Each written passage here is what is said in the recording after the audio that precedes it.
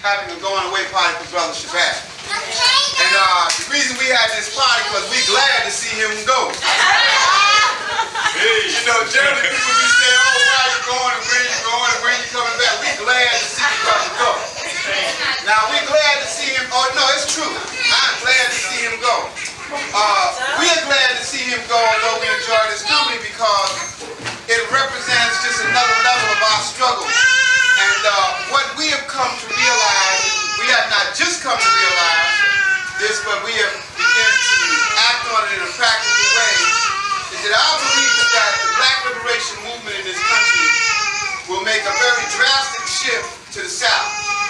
And as most of you know, politically, ideologically, we talk about the concept of African people within U.S. borders being a colonized nation, and we identify our national territory as 5 states in the southeast portion of the United States. And so what we have begun to do in this period is to begin to develop and send cadre down to that area. Actually, Shabazz will not be going by himself. Brother Chokwe will be leaving also. He's been here on loan or on lease, whatever they call it. But he will also be going to the south and hopefully along with a lot of other people. And we do have a list. If anybody's interested in going to the south, whether they're in the organization or not, they should put their name on the list. And we'll try to help you get down there because, no, very seriously, in the next period, the leadership and I think ideologically and programmatically and activistly that you're going to see a lot of things happening out of the South. So we're here this evening to, to pay our respects and gratitude to Brother Shabazz. I want to talk briefly about Brother Shabazz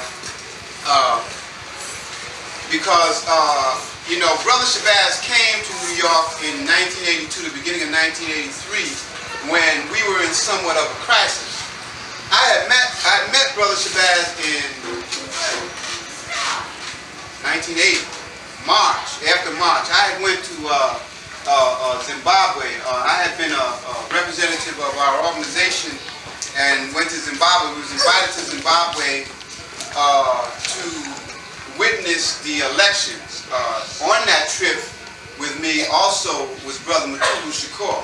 Most of you know or should know that Brother Mutulu Shakur was just recently convicted of a number of political activities. They tried to criminalize it, but clearly we understand that they're political activities. But he was also on that trip. When we came back from that trip, we did a light tour around the United States, and one of the places that I went was Austin, Texas, and it was there that I met Brother Shabazz.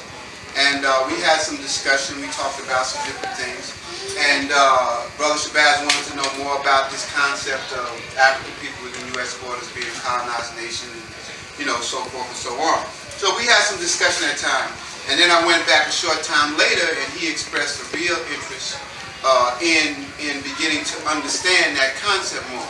And so on July 16th, which was the first New African Freedom Fighters Day in 1981, Brother Shabazz came from the South, along with some other people who he was working with, came to New York, and he met a number of people, was very enthusiastic, and eventually when we had the crisis, and I call it a crisis, in 1981, October 20th, many of you remember the Brinks incident, and at that time we developed, we was in what I call a crisis because a number of brothers and sisters were either under attack, they had been arrested, busted, had been assassinated by the Joint Terrorist Task Force, and a number of the people who we had depended on for many years, because of the level of repression, began to not deal with what we figured was their responsibility. And so what developed was that we needed to bring in people from the outside, so we brought some people in from Chicago. Kwame Kalamara came in, and Brother Shabazz made a commitment to come in. We asked Brother Shabazz to come in, I think we told him to be here for about 6 months to do some work. 6 months turned into 6 years. But I think that it's very key and it's very important to understand his commitment, first of all. And I think that we have learned a lot, gained a lot, and I think that he has also gained and developed himself quite a bit since he has been here. Our opinion, and I speak for the collective here, in New York, and I think I speak for our organization nationally, is that Brother Shabazz represents one of the up-and-coming. The brother has a lot of skills. Indeed, we was glad to see him bring some of his skills here. He did a lot of writing. He did a lot of technical stuff. He's very keen in terms of newspaper, and you know, he has a good way with people. Now, there are a lot of other things that I can raise that I don't think is good, but you know. And when I say that, I don't mean necessarily that they aren't good, but I think that in the process of being here and being active and working, he has improved on a number of things. And of course, we all will disagree about how you do certain things in different ways. We all disagree in terms of what kind of leadership we think is necessary in a particular period.